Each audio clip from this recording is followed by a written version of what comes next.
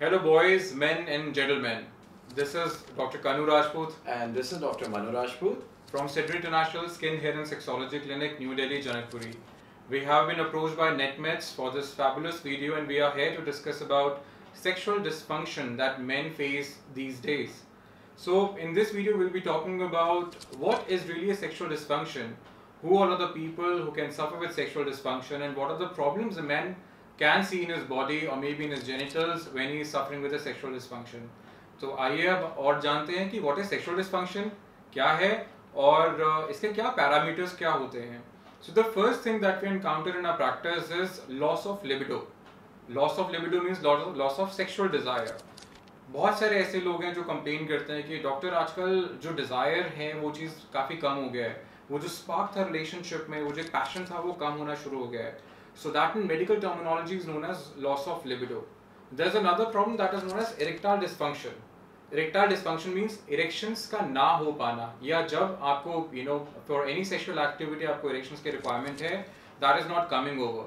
This problem is known as erectile dysfunction. Another problem that we encounter on a practice on a daily basis is premature ejaculation.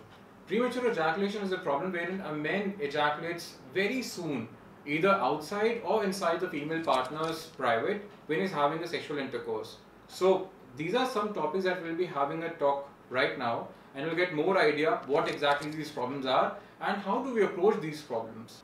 So let's start with loss of libido.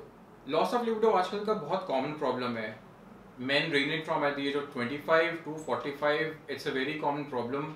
होता क्या है, sexual desire ही नहीं आ रही. You and your partner they together, आप लोग साथ में टाइम स्पेंड कर रहे हैं, with there is no passion from within, आपके अंदर से वो डिजायर ही नहीं आ रही. That problem is known as loss of libido, कि लिबिडो ही नहीं है. लॉस ऑफ लिबिडो के बहुत सारे मेडिकल फैक्टर्स हो सकते हैं, फिजियोलॉजिकल फैक्टर्स हो सकते हैं, साइकोलॉजिकल फैक्टर्स हो सकते हैं, इमोशनल फैक्टर्स हो सकते हैं. एक कपल के रिलेशनशिप में कैसा इंटीमेसी है, या अगर कोई स्ट्रेस है तो वो भी लिबिडो को अफेक्ट कर सकता है. आपका डेली रूटीन, आपका डाइट, आपका स्ट्रेस लेवल्स, आप कितना ड्राइव कर रहे हैं, बहुत सारी एक्टिविटीज़ हैं जो लिबिडो को कहीं ना कहीं डायरेक्टली या इनडायरेक्टली इफेक्ट करते हैं. सो ग्रेजुअली हम लोग इस चीज़ के बारे में जानें कि लॉस ऑफ लिबिडो होता क्या है, लिबिडो कैसे कम होना शुरू हो जाता है. जैसे जैसे एज एडवांस करती है वैसे लिबिडो भी कम होना शुरू हो जाता है. अब हम धीरे धीरे उसके बारे में बात करेंगे. Okay, so now will talk about erectile dysfunction. What is erectile dysfunction? The first thing is erectile dysfunction आज का सबसे कॉमन प्रॉब्लम है. आजकल जो इश्यूज हमारे पास पेशेंट्स लेके आते हैं उसमें मोस्ट कॉमनली एड्रेस्ड इशू ही इरेक्टाइल डिसफंक्शन है. इरेक्टाइल डिसफंक्शन एट टाइम्स बहुत यंग एडल्ट्स में एक साइकोलॉजिकल इशू भी होता है. परफॉर्मेंस एंजाइटी की वजह से भी इरेक्टाइल डिसफंक्शन आता है. They go to they go on a date and they have some plans and they were unable to do it.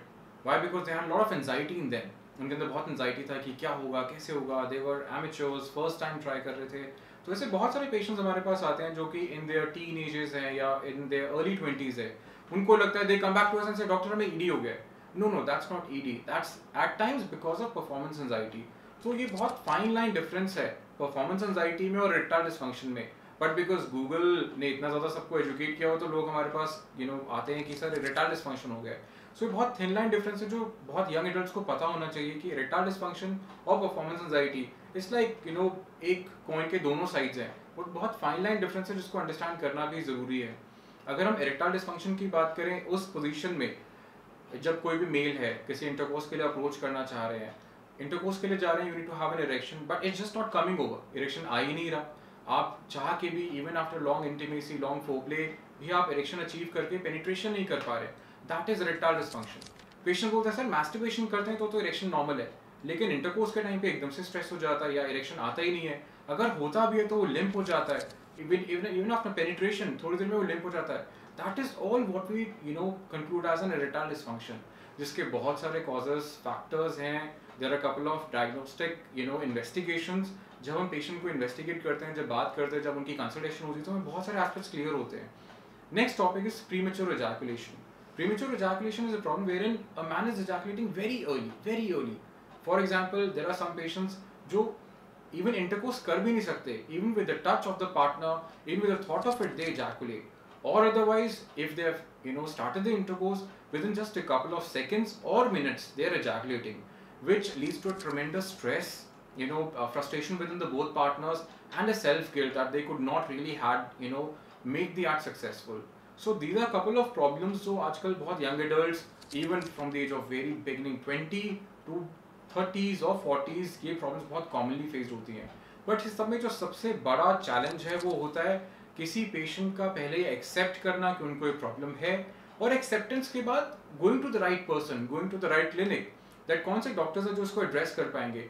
इतना shame, इतना guilt अंदर रह रहा होता है, इतना anxiety, इतना apprehensions होता है कि जाएं, address करें इशू को कि ना करें. तो उससे बहुत सारे challenges हैं patients के में रहता है. उन्हें साइकोलॉजिकली कहीं ना कहीं वो चीज़ बहुत बॉदर कर रही होती है कि हम कैसे अप्रोच करें किसी को, किसी डॉक्टर को भी कैसे अप्रोच किया जाए, और फिर वो अगर अप्रोच करते भी हैं तो उनको उस प्रॉब्लम से बाहर निकालने में बहुत टाइम लगता है. तो इन चीज़ों को अंडरस्टैंड करते हुए, समझते हुए, पेशेंट की काउंसलिंग भी एक इंपॉर्टेंट फैक्टर होता है. So guys don't worry if there is any sexual dysfunction. अगर आप किसी भी सेक्सुअल प्रॉब्लम से सफ़र कर रहे हैं, so we are there to help you out. There are very good treatment modalities available. So, gentlemen, very good morning to you. अब हम लोग बात करेंगे लो सेक्सुअल डिजायर के बारे में. लो सेक्सुअल डिजायर, जैसा कि आप लोग जानते हैं, एक ऐसी प्रॉब्लम है जिसमें आपके अंदर से, एक मेल के अंदर से उसको इच्छा नहीं होती है कि वो सेक्सुअल इंटरकोर्स या सेक्सुअल एक्टिविटी परफॉर्म. सो अब ये क्यों होता है? इसके पीछे कई सारे फैक्टर्स रिस्पॉन्सिबल हो सकते हैं. हो सकता है रिसेंटली आपका ब्रेकअप हुआ हो सकता है कोई फियर फैक्टर हो सकता है कि आपको बाय चांस किसी पेन का फियर हो. जैसे एक कंडीशन होती है phimosis, that is tight foreskin. Tight foreskin जिसमें पीनिस की फोरस्किन पीछे नहीं जाती है. तो जब भी आप इरेक्शन अचीव करते हैं एंड अचीव करने के बाद आप पेनिट्रेट करने की कोशिश करते हैं, एट दैट पर्टिकुलर मोमेंट आपको पेन फील होता है. उस पेन की वजह से आपका जो पीनिस है वो लंप हो जाता है, वो लिम्प हो जाता है.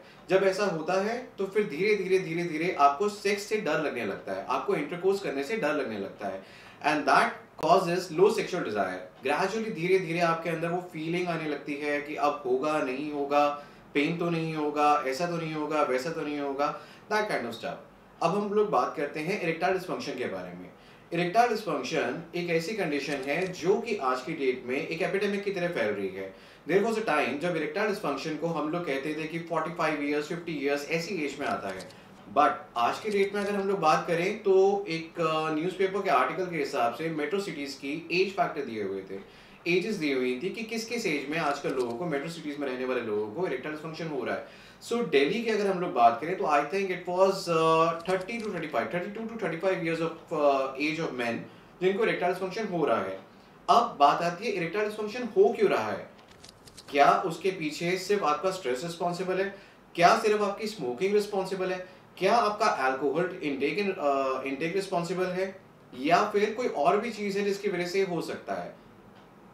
कई सारे फैक्टर्स हैं, आपका स्ट्रेस, आपका अल्कोहल, आपकी स्मोकिंग, लेकिन इसके अलावा आपका रिलेशनशिप विद योर पार्टनर, आपका कई तरह की मेडिसिन को कंज्यूम करना, जैसे कई सारी एंटीबायोटिक्स इरेक्टाइल डिस्फंक्शन कॉज करती हैं, कई तरह के एंटासिड्स इरेक्टाइल डिस्फंक्शन कॉज करते हैं, कई तरह के anti allergic erectile dysfunction cause करते हैं. तो ऐसी बहुत सारी चीजें हैं जिनकी वजह से आपको इरेक्टाइल डिस्फंक्शन हो सकता है. सो अब बात आती है कि एज अ पेशेंट आपको क्या करना चाहिए. आपको कुछ भी नहीं करना चाहिए. आपको सिर्फ एक प्रॉपरली क्वालिफाइड डॉक्टर को कंसल्ट करना चाहिए. वो आपको अपने हिसाब से डायग्नोज करेंगे, आपके लिए बेस्ट पॉसिबल सोल्यूशन क्या हो सकता है उसको निकालेंगे, एंड फर्दर आपको ट्रीटमेंट देंगे. Thank you.